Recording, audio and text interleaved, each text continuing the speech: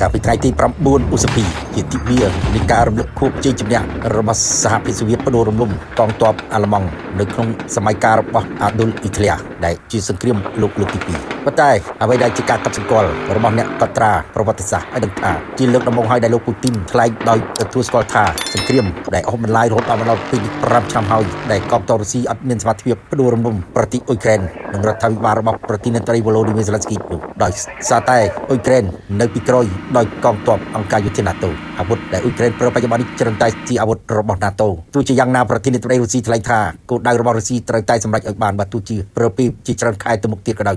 លោកពូទីនថ្លែងជំរុញឲ្យកងទ័ពរបស់លោកដែលស្ថិតនៅក្នុងសមរភូមិជោគមុខនៅពេលនេះត្រូវបង្កើនការវាយលុកដើម្បីដល់គោលដៅរបស់ខ្លួនតែលោកពូទីនមិនបានបញ្ជាក់ថាតើត្រូវបញ្ឈប់សង្គ្រាមរបស់គាត់នៅពេលណានោះទេជាបន្តទៅទៀតនេះសូមស្ដាប់ការប្រែសម្រួលដោយក្រុមសូវៀត Info ដែលមានដូចតទៅនេះប្រធានាធិបតីរុស្ស៊ីលោក Vladimir Putin នៅថ្ងៃទី9ឧសភាទិវាជ័យជំនះថាទាហានរបស់លោកនៅអ៊ុយក្រែនកំពុងប្រយុទ្ធប្រឆាំងនឹងកម្លាំងឈ្លានពានដែលគ្រប់គ្រងដោយអង្គការ NATO ទាំងអស់ហើយពិពណ៌នាអំពីគោលដៅសង្គ្រាមរបស់លោកត្រឹមត្រូវខណៈដែលលោកថ្លែងទៅកាន់ក្បួនដង្ហែទិវាជ័យជំនះនៅលើទីលានក្រហមលោក Putin បានធ្វើឲ្យមានការចងចាំអំពីជ័យជំនះរបស់សូវៀតលើអាល្លឺម៉ង់ណាស៊ីក្នុងសង្គ្រាមលោកលើកទី2ក្លាយជារឿងរ៉ាវសំខាន់មួយនៃការគ្រប់គ្រងរយៈពេល25ឆ្នាំរបស់លោកអាញាធិបតេយ្យរុស្ស៊ីជាធម្មតាប្រារព្ធពិធីដង្ហែក្បួនដោយអត្តធិកនិងអស្ចារ្យប៉ុន្តែដោយសារតែការវាយប្រហាររយៈចម្ងាយឆ្ងាយជាបន្តបន្ទាប់របស់អ៊ុយក្រែននៅក្នុងរយៈពេលប៉ុន្មានសប្តាហ៍នេះបានជំរុញឲ្យមានកម្លាំងបង្កើនវិធានការសន្តិសុខនិងកាត់បន្ថយការប្រារព្ធពិធីនៅឆ្នាំនេះឲ្យអកធិកក្បួនដង្ហែត្រូវបានគេមើលឃើញថាមានទំហំតូចជាងបើប្រៀបធៀបទៅនឹងឆ្នាំមុនដោយគ្មានគ្រឿងបរិក្ខារយោធាណាមួយត្រូវបានដាក់តាំងបង្ហាញជាលើកដំបូងក្នុងរយៈពេល7ទសវត្សរ៍ហើយមានតែឥស្សរជនបរទេសមួយចំនួនតូចប៉ុណ្ណោះដែលបានចូលរួមដែលភាគច្រើនជាមេដឹកនាំនៃសម្ព័ន្ធមិត្តជិតស្និទ្ធរបស់រុស្ស៊ីទាំងទីក្រុងមូស្គូនិងទីក្រុងគីវបានព្រមព្រៀងគ្នាអនុវត្តបទចុះបាយរយៈពេល3ថ្ងៃលើព្រឹត្តិការណ៍នេះដែលបានប្រកាសដោយប្រធានាធិបតីអាមេរិក Donald Trump ទីក្រុងមូស្គូបានគម្រាមវាយប្រហារទ្រង់ទ្រាយធំនៅកណ្ដាលទីក្រុងគីវប្រសិនបើអ៊ុយក្រែនរំខានដល់ដំណើរការនេះនៅក្នុងសន្ទរកថាមួយនៅក្នុងក្បួនដង្ហែដែលមានការចូលរួមពីអង្គភាពយោធារុស្ស៊ីក៏ដូចជាទាហានមកពីកូរ៉េខាងជើងលោកពូទីនបានរំលឹកពីជ័យជំនះរបស់សូវៀតដើម្បីប្រមូលការគាំទ្រដល់កងទ័ពរបស់លោកនៅអ៊ុយក្រែនលោកបានមានប្រសាសន៍ថាស្នាដៃដ៏អស្ចារ្យនៃចំនួនអ្នកឈ្នះបានជំរុញទឹកចិត្តទាហានឲ្យអនុវត្តគោលដៅនៃប្រតិបត្តិការយោធាពិសេសនៅថ្ងៃនេះលោកថាពួកគេកំពុងប្រឈមនឹងកម្លាំងឈ្លានពានមួយដែលប្រដាប់អាវុធនិងគាំទ្រដោយប្លុក NATO ទាំងមូលហើយទោះបីជាយ៉ាងណាក៏ដោយវីរៈបរិសុទ្ធរបស់យើងបានឆ្ពោះទៅមុខលោកបន្ថែមថាខ្ញុំជឿជាក់យ៉ាងមុតមមថាបបផែរបស់យើងគឺយុត្តិធម៌សន្ទរកថានេះទទួលបាននូវការស្វាគមន៍ពីអ្នកគាំទ្រនៅកណ្ដាលទីក្រុងមូស្គូជាមួយនឹងការដាច់អ៊ីនធឺណិតនិងភាពអស់កម្លាំងជុំវិញសង្គ្រាមអ៊ុយក្រែនរយៈពេល4ឆ្នាំដែលបានបន្សល់ទុកនៅស្រមោលលើព្រឹត្តិការណ៍នេះហើយនៅពេលសួរថាតើមានអារម្មណ៍យ៉ាងណាចំពោះទិវាជ័យជំនះអ្នកសេតវីទូម្នាក់ Elena អាយុ36ឆ្នាំតែគ្មានអ្វីទេនាងប្រាប់ ASP ពីកណ្ដាលទីក្រុងមូស្គូថាខ្ញុំត្រូវការអ៊ីនធឺណិតហើយខ្ញុំមិនមានវាទេនាងនិយាយថានាងនឹងមិនមើលក្បួនដង្ហែឡើយបន្ទាប់ពីការប៉ុនប៉ងបរាជ័យពីលើកនៅក្នុងការបញ្ចប់បទចុះបាញ់ក្នុងសប្តាហ៍នេះដោយរុស្ស៊ីនិងអ៊ុយក្រែនលោកត្រាំយ៉ាណាមិញនោះបានប្រកាសកាលពីថ្ងៃសុក្រថាបទចុះបាញ់រយៈពេល3ថ្ងៃរវាងភាគីទាំងពីរនឹងចូលជាទ្រមានចាប់ពីថ្ងៃទី9ឧសភាបង្ហោះនៅលើបណ្ដាញសង្គម True Social លោកត្រាំថាសង្ឃឹមថាវាជាការចាប់ផ្ដើមនៃការបញ្ចប់នៃសង្គ្រាមដ៏យូរអង្វែងដ៏សាហាវដោយប្រយុទ្ធគ្នាស្វិតស្វាញ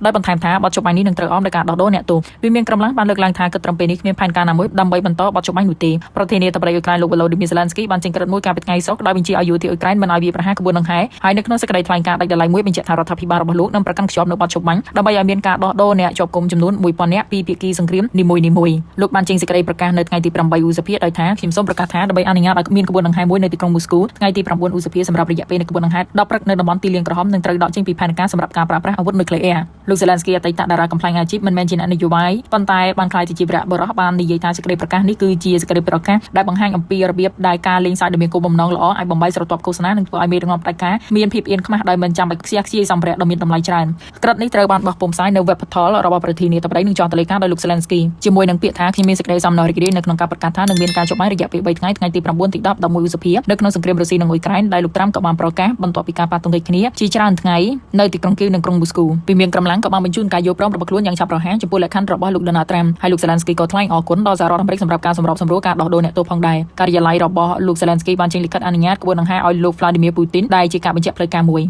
លោក Zelensky បានមានប្រសាសន៍ថាទីលានក្រហមមានសារៈសំខាន់ទាំងជាងជីវិតរបស់អ្នកទោសអ៊ុយក្រែនដែលអាចត្រឡប់មកផ្ទះវិញដោយសំដៅទៅលើទីតាំងប្រវត្តិសាស្ត្រនៅក្នុងរដ្ឋធានីរុស្ស៊ីដែលជាកន្លែងដែលព្រឹត្តិការណ៍ប្រចាំឆ្នាំនេះត្រូវប្រារព្ធឡើងទាំងកងទ័ពអាកាសអ៊ុយក្រែននិងក្រសួងការពារជាតិរុស្ស៊ីបានរាយការណ៍ពីការវាយប្រហារដោយយន្តហោះគ្មានមនុស្សបើកតិចជាង1ក្នុងមួយយប់ឥឡូវនេះចូលដល់ឆ្នាំទី5ហើយសង្គ្រាមនេះបានសម្លាប់មនុស្សរាប់រយរាប់ពាន់នាក់និងបានកើនឡើងដល់ចំនួនអ្នកស្លាប់ច្រើនបំផុតនៅអឺរ៉ុបចាប់តាំងពីសង្គ្រាមលោកលើកទី2កិច្ចចរចាដែលសម្របសម្រួលដោយសហរដ្ឋអាមេរិកស្ដីពីការបញ្ឈប់ការប្រយុទ្ធគ្នាបានបង្ហាញពីវឌ្ឍនភាពតិចតួចខ្លាំងណាស់ចាប់តាំងពីខែកុម្ភៈមកនៅពេលដែលទីក្រុង Washington បានផ្ដោតការធ្វើសង្គ្រាមរបស់ខ្លួនផ្ទាល់ប្រឆាំងជាមួយនឹងអ៊ីរ៉ង់មុនពេល ប្រកាសរបស់លោកត្រាំនៅថ្ងៃសុក្រលោក Zelensky បានស្ទាក់ស្ទើរចំពោះគំនិតនៃការបើកអមានបច្ចុប្បន្នលើក្បួនដង្ហែហើយប្រមានសម្ព័ន្ធមិត្តរបស់ទីក្រុងមូស្គូកុំឲ្យចូលរួមទៀតផងហើយរុស្ស៊ីគម្រាមពីប្រហារទ្រង់ទ្រាយធំក៏ដល់ទីក្រុងគីវជាមួយនឹងការដែលឲ្យអ្នកការទូតចាក់ចេញពីរដ្ឋធានីអ៊ុយក្រែនមុនព្រឹត្តិការណ៍នេះមកដល់បើសិនជាអ៊ុយក្រែនរំខានដល់ការប្រារព្ធពិធីរំលឹកវិញ្ញាណក្ខន្ធសន្តិសុខនៅក្នុងពិធី9ឧសភាត្រូវបានគេមើលឃើញថាដាក់ពង្រាយយ៉ាងច្រើននៅក្នុងរដ្ឋធានីមុនពេលក្បួនដង្ហែដោយអ្នកយកព័ត៌មាន AFP បានមើលឃើញដងផ្លូវទទេហើយអ៊ីនធឺណិតចល័តត្រូវបានរំខានមានតែមេដឹកនាំនៃប្រទេស Belarus Malaysia ឡាវ Uzbekistan Kazakhstan តែប៉ុណ្ណោះដែលត្រូវបានបញ្ស្ថិតនៅក្នុងបញ្ជី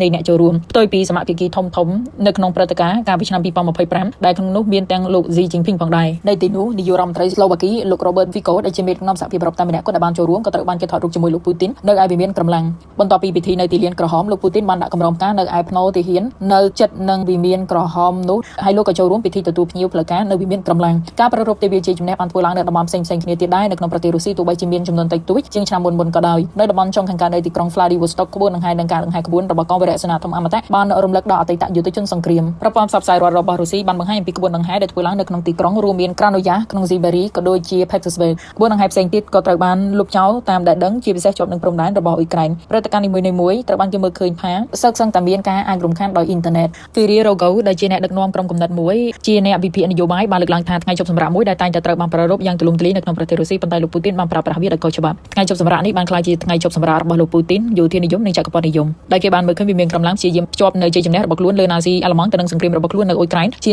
និមិត្តរូបដោយពិពណ៌នាអំពីការប្រយុទ្ធជាមួយនឹងទីក្រុងគៀវថាជាការតស៊ូរបស់ខ្លួនប្រឆាំងនឹងហ្វាស៊ីនិយមទីរុស្ស៊ីកំពុងប្រយុទ្ធនៅលើទឹកដីអ៊ុយក្រែនបានចូលរួមនៅក្នុងក្បួនដង្ហែទិវាជ័យជំនះនៅក្រុងមូស្គូដែរចាប់តាំងតែពីឈ្លានពានឆ្នាំ2022លោក Roger បានសង្កត់ធ្ងន់ថាអាចមានដាននៃភាពភ័យខ្លាចបានកើតមានផងដែរចំពោះសកម្មភាពរបស់លោកពូទីនជាមួយក្បួនដង្ហែនិងសំណើសម្បត្តិចម្បាញ់នោះដោយលោកមើលឃើញអំពីអាលីខាម៉ាណៃនិងការដឹកនាំរបស់អ៊ីរ៉ង់ដែលបង្ហាញពីភាពងាយរងគ្រោះនិងលទ្ធភាពនៃជំហានបែបនេះហើយជាក់ស្ដែងមានអ្វីមួយដែលបានផ្លាស់ប្ដូរលោកពូទីននៅក្នុងការយល់ឃើញយ៉ាងដូចនេះ